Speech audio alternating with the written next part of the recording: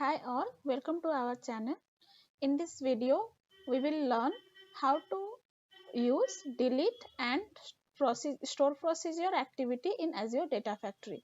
I will give some demo using the previous video which we have created, and we have loaded the data from file to database. Now let's see what is the data present in our table. So we have total 31 record, 31 rows. So let me execute the pipeline again. Let me trigger the pipeline. Trigger now.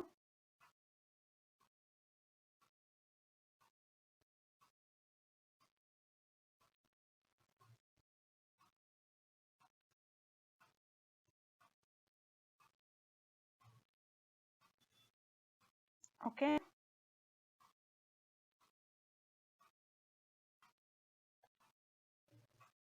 Pipeline execution is started.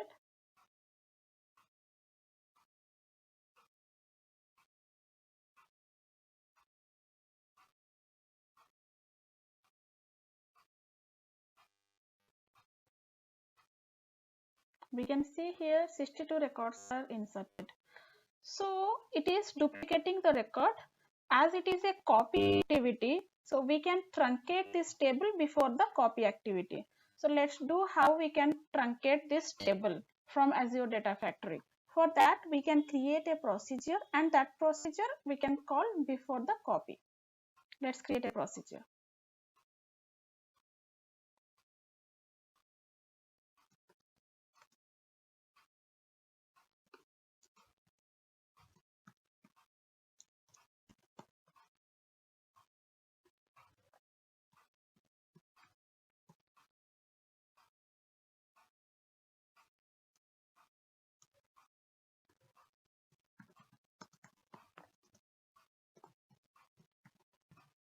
Okay, let's execute it. Our procedure is created. Let's add this procedure before the copy activity. Let's expand the general tab. Under this general tab, we have a activity store procedure. Let's give a name to the store procedure.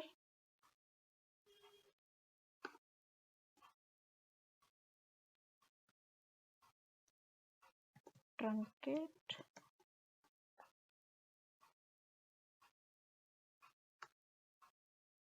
Okay. Go to settings. Select the linked service. Under this, we'll have a store procedure name which we have created, truncate table. Connect this to our copy activity. Let's validate this. It is validated. Let's save it.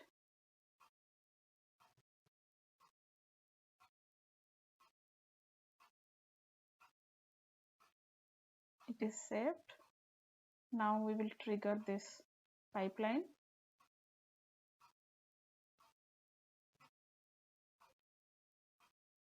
Trigger now. Okay.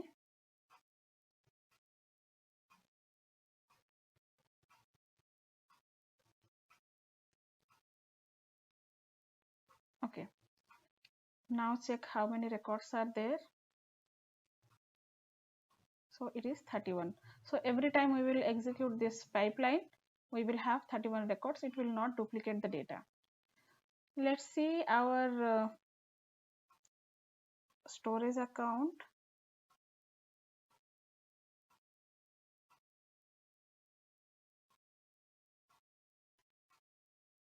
We have this folder, and our file is there, hospital.csv. After loading this file to the database, let's delete this file from this storage account. So for that, we need to add a delete activity after the copy. Delete activity, connect it, give it a name, delete file. Source, the dataset is source dataset. Logging setting, from the logging setting, select the CSV file, file path,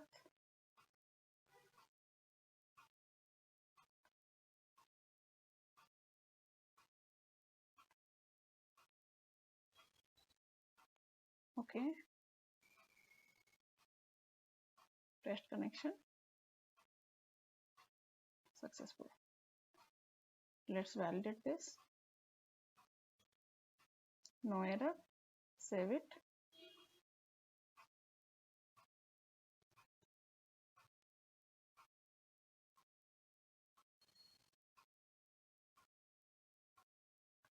Now we can trigger the pipeline. Trigger it now. Okay.